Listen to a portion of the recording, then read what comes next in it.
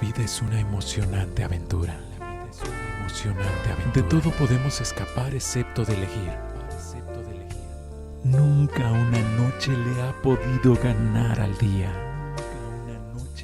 Pero la vida sin Dios no es vida. Te presentamos una voz en el camino. La blanda respuesta quita la ira, mas la palabra áspera hace subir el furor. La lengua de los labios adornará la sabiduría, mas la boca de los necios hablará sandeces. Los ojos de Jehová están en todo lugar, mirando a los malos y a los buenos. La sana lengua es árbol de vida, mas la perversidad en ella es quebrantamiento de espíritu. El necio menosprecia el consejo de su padre, mas el que guarda la corrección vendrá a ser cuerdo. En la casa del justo hay gran provisión, empero turbación en las ganancias del impío. Los labios de los sabios esparcen sabiduría, mas no así el corazón de los necios. El sacrificio de los impíos es abominación a Jehová, mas la oración de los rectos es su gozo.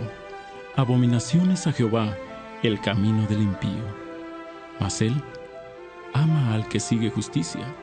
La reconvención es molesta al que deja el camino, y el que aborreciere la corrección morirá. El infierno y la perdición están delante de Jehová, cuanto más los corazones de los hombres.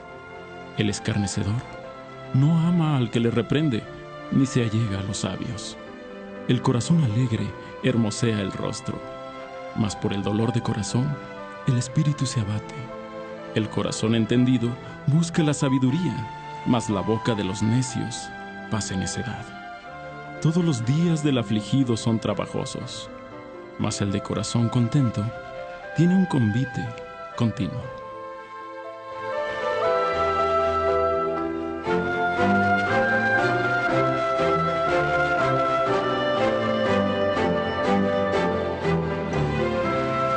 Hace unos días estábamos platicando en alguna parte en relación con este pasaje y la razón es que alguien preguntaba sobre este versículo que también está en Proverbios, donde dice, y se repite en Salmos, torre fuerte es el nombre de Jehová, a él correrá el justo y será levantado. Y alguien había preguntado sobre el significado más cercano de este pasaje. Y a raíz de esta pregunta llegó la respuesta que está en toda la palabra de Dios, pero la buscamos específicamente en Proverbios para esta ocasión. No terminamos más allá de unos 3 o 4 versículos de lo que se leyó hoy, de manera que posiblemente continuemos con ello, haciendo un breve repaso de lo anterior. Una torre es un sitio no solamente de refugio, por regla general la parte más inexpugnable de un lugar donde se busca defensa, pero también es un lugar de vigilancia. Es refugio, es un lugar desde donde se puede atisbar no solamente al enemigo que viene, pero el camino que tiene para llegar a la torre, y por lo tanto aquel que en la torre se haya refugiado. Si está hablando del nombre de Dios, el nombre del Señor, este nombre en particular que Él ha escogido para sí mismo por el significado que tiene, del cual estoy cierta habremos hablado en algunas otras ocasiones. Dios mismo lo mencionó y lo explicó a Moisés en el libro del Éxodo. Jehová, Jehová, Dios fuerte, misericordioso, piadoso, etc. Y por supuesto sabemos que el nombre de Jesús, dice el libro de Hebreos, es un nombre que Jesús recibió por herencia y solo puede haber recibido herencia por parte del Padre. Por supuesto que el Padre es eterno, no muere jamás, pero ha heredado al Hijo, le ha dado al Hijo, le ha concedido al Hijo, cuando el Hijo tomó su forma humana, esta parte de su propio nombre que significa Jehová Salvador, o el Dios eterno que salva profundamente. Él el Eterno, el Señor, en la naturaleza de Jesucristo el Salvador. Es la torre fuerte a la cual podemos acogernos. En tiempos en los cuales tenemos las aflicciones que nos vienen de afuera y también aquellas que nos provocamos por estar insistiendo en ellas. Comentaba con alguien hace un rato en relación con la plática con alguien más. Y decía, hay personas que son como esos animalitos que encierran en jaulas, los hámsters. Les ponen una rueda para que corran sobre ella. Tienen una jaula y tienen algo sobre lo que corren indefinidamente. Seguramente ponen la rueda para que el animalito haga ejercicio o se distraiga, pero alguna ocasión cuando lo he visto me ha dado tristeza porque he pensado, corren pensando que van a llegar al final de un camino, pero no salen del mismo lugar. ¿Qué será más desesperante? El no encontrar una puerta o pensar que corriendo a prisa se puede llegar a una puerta posible y encontrar que no importa qué tan rápidamente se corra, se queda estático en el mismo lugar. No sé. En el caso humano, la situación interna llega a ser igual en muchos casos. Gente que corre sobre una rueda, por regla general, de enojo. El enojo que se manifiesta de tantas maneras. Alguna vez hemos hablado sobre ello. Sobre una rueda de desesperación interna. Sobre una rueda de ideas fijas. Sobre una rueda de conductas que no se alteran aun cuando sean dañinas. Porque no se quiere. Se piensa que no se puede. Pero aun cuando haya una puerta abierta, y la puerta siempre está abierta al que quiere, corren y corren y corren sobre una cosa que se mueve aparentemente. En realidad, no se mueve nunca. Torre fuerte es el nombre de Jehová. Añade, a él correrá el justo y levantado será. Uno pudiera pensar, bueno, eso está bien para los justos, ¿y qué tal? Yo no lo soy. Justo, justo, en el sentido exacto de la palabra, no hay uno, no hay un solo justo, dice San Pablo, y tiene por supuesto la razón. Es únicamente cuando somos justificados por la fe en Jesucristo que recibimos justicia ante los ojos de Dios. Pablo mismo dice en el libro de los Romanos, capítulo 5, justificados pues por la fe, tenemos paz para con Dios por medio de nuestro Señor Jesucristo. En el caso que estamos viendo aquí en Proverbios, haremos un análisis breve, vamos a ver hasta dónde podemos llegar, solo un recordatorio, solo una síntesis de lo que ya se dijo hace unos días. En la primera parte está hablando de la ira que viene de afuera para adentro, o a veces internamente. La blanda respuesta quita la ira, mas la palabra áspera hace subir el furor. Y en aquella ocasión decíamos la manera de que cese el furor ajeno y el nuestro propio es cuando decidimos tener blandura en la mente y en el corazón, porque la respuesta procede de la mente y procede del corazón. Para poder dar una respuesta blanda tengo que ablandarme hacia los motivos del otro.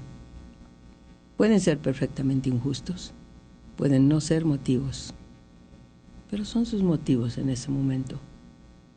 Y si yo quiero hacer algo por evitar que la ira siga corriendo, tengo que empezar por ablandar mi propio corazón y mis propios pensamientos, fijarlos no en lo que yo estoy sintiendo por recibir la ira de alguien, sino por tratar de sentir lo que está motivando la ira de aquel que me dirige su ira.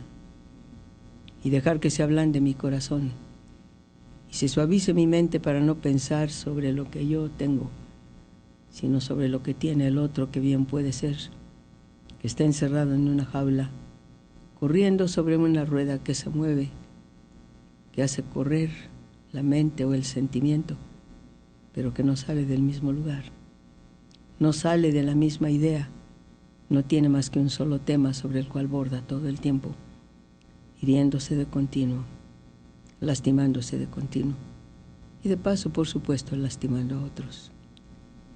Y una vez que ablandamos nuestro propio corazón y nuestra propia mente a la ira que puede venir de afuera, podemos hacerlo si simplemente decidimos tener respeto humano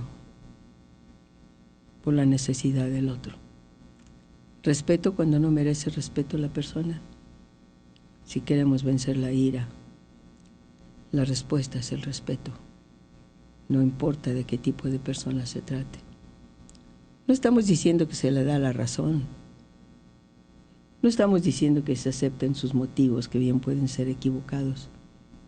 Solo estamos diciendo que si queremos aplacar la ira y evitar la nuestra propia, tenemos que dejar que se ablande el corazón y se suavicen los pensamientos, de tal manera que podamos, ¿qué es respeto?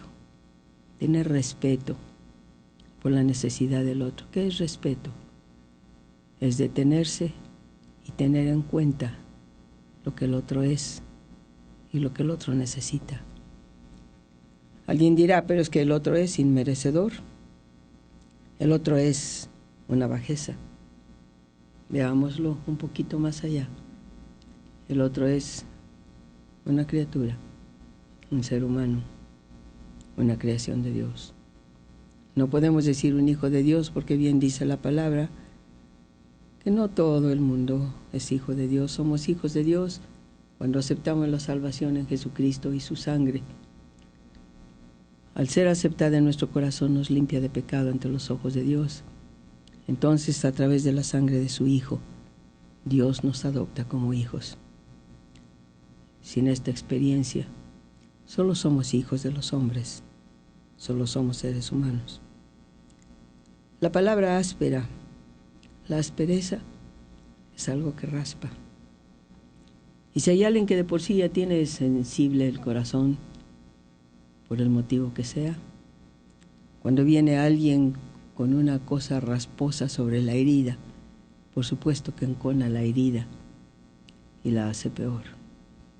La palabra áspera, la palabra dura, la palabra de reproche, la palabra amarga, en lugar de suavizar la ira, únicamente la aumenta y la convierte en algo peor que ira y llega a ser furor. Cuando hemos ablandado nuestro corazón para considerar la necesidad ajena y la mente para pensar, es posible dar una blanda respuesta a la necesidad del otro, en lugar de dar las asperezas que por fuerza brotan de nuestro propio corazón. Bien, había pensado llegar al versículo 15 y dar solo un repaso, pero parece que vamos muy lento.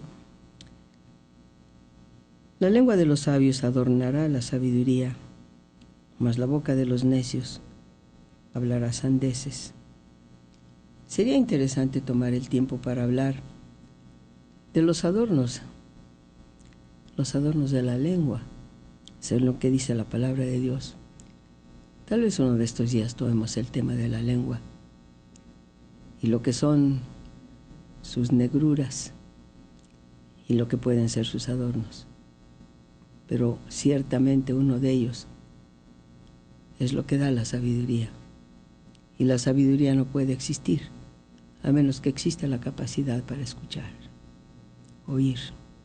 Básicamente, claro, la voz de Dios a través de tantas cosas y de tantas situaciones.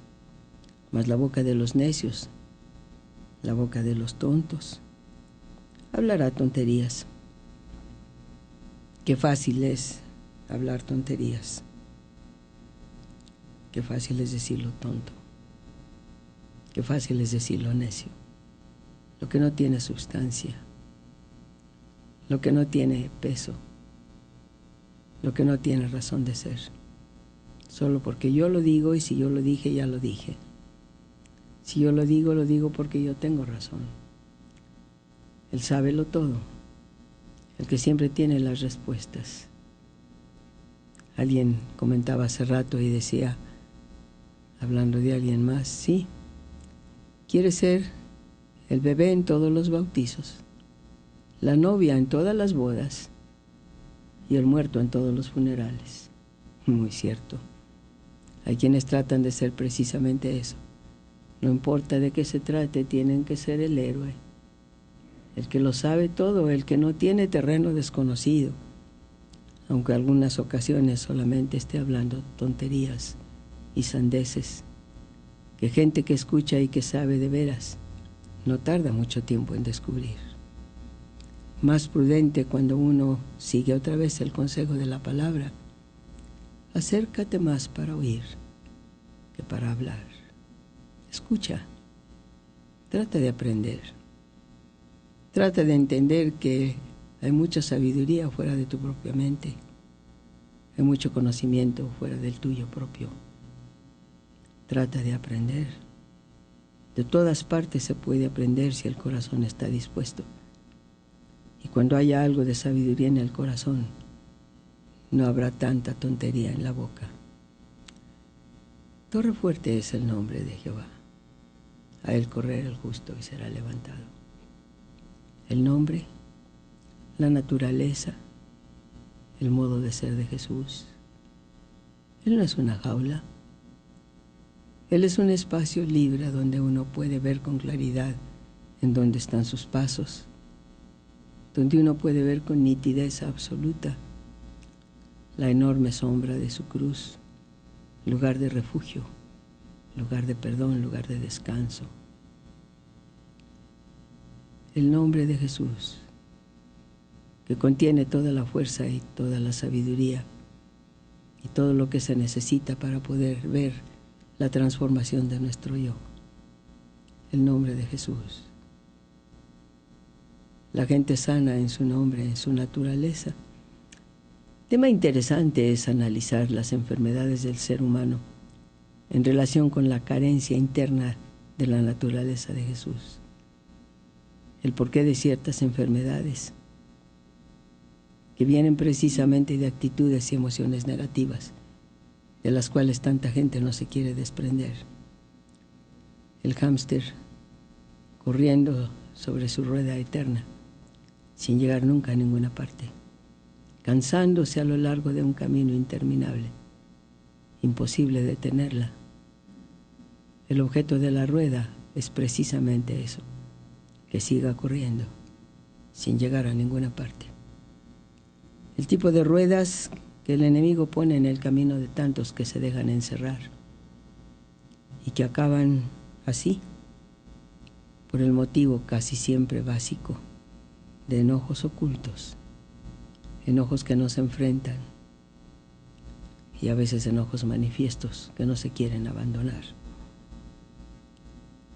Y cuando corremos a la naturaleza o el nombre de Jesús, podemos encontrar este refugio de una torre fuerte, que además nos permite aprender a escalar esa escalera interna que tienen todas las torres, incluyendo su nombre, hasta subir a un punto desde donde podemos aprender a avistar el enemigo de lejos y darnos cuenta cuando viene contra nosotros y detenernos a tiempo para no caer ahí. Detenernos a tiempo para analizar los porqués de nuestras reacciones y de nuestros pensamientos y de nuestros sentimientos y evitar a tiempo que lleguen con el ataque de sus flechas, tratando de darnos en la mente o en el corazón. Bien, un poco más abajo dice: y qué belleza, los ojos de Jehová están en todo lugar, mirando a los malos y a los buenos. Él está al mismo tiempo en todas partes. Claro, es omnipresente y es omnisciente y es Dios, mirando a los buenos y a los malos. Se me ocurre que esta palabra mirando está en uno de los evangelios, cuando me parece que es Mateo, habla de aquella mujer que tenía flujo de sangre desde hacía 12 años. Alguna vez posiblemente la habremos mencionado. Es una mujer notable. El tener un problema de esos hacía que la persona estuviera como apestada. Se la tenía como inmunda. Todo lo que tocaba era inmundo. De manera que nadie podía tocarla. No podía tocar nada que no fuera lo suyo propio. Y nadie podía tocar nada lo que fuera de ella. Qué terrible vivir una situación así. Como un leproso. Pero en familia. Un leproso era arrojado de la comunidad. No tenía más comunión que la comunión de otros leprosos. Fuera. Pero un leproso entiende a otro leproso. Esta mujer, como otras con problemas semejantes, vivían en casa, sintiendo el desdén continuo de aquellos que no tenían ningún problema de inmundicia. Desdén constante, palabras hirientes, dureza en la mirada, sabiendo internamente que a lo mejor querrían que se muriera o desapareciera en alguna forma, y tener que recibir eso y soportarlo por la conciencia propia de inmundicia personal. Difícil.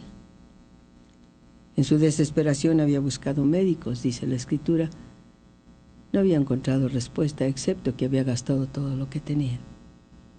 Y finalmente se decidió ir a Jesús. No podía atreverse a tocarlo. Y sin embargo ella sabía, si solamente pudiera tocar el borde de su manto, yo sé que sanaría. Y se acercó. No podía abrirse paso entre la gente a empujones o a codazos. La hubieran apedreado. Entonces empezó a arrastrarse. Se fue al suelo. Y así, caminando sobre el polvo, caminando sobre las rodillas y las manos, caminando no importando los pisotones o sin duda alguna los insultos, llegó, estoy segura, con el permiso de él, llegó hasta que pudo tocar el borde de su manto e instantáneamente quedó sana de su azote. Dice la palabra de Dios que cuando Jesús sintió aquello, miró alrededor, buscando quién le había tocado. Miró alrededor. Había una multitud que le apretaba por todas partes y los discípulos le dijeron, ¿preguntas que quién te ha tocado con tanta gente que te aprieta? Él dijo, virtud ha salido de mí. ¿Dónde está quien ha recibido el verdadero toque del borde de mi manto? Mirando alrededor, tanta gente, pero solo miró a aquella una que se acercó con la fe plena de que podía correr a la naturaleza misericordiosa del Salvador y recibir sanidad. Cuando lo hubo tocado, y hablar del borde de su manto es otra historia. Como el sumo sacerdote, espiritualmente hablando, tenía campanillas de gozo. Tenía bordados o bordadas las granadas del amor. Había que estudiar el borde de los mantos de los sacerdotes para recordarlo. Tocó el borde de su manto e instantáneamente el flujo de su sangre se detuvo. ¿Quién me ha tocado? Dice la Escritura que la mujer, temblando porque no sabía el resultado de aquello, confesó, fui yo. El Señor le dijo, tu fe te ha sanado, salvado, vete en paz. ¿No podemos correr al nombre de Jesús y ser sanos?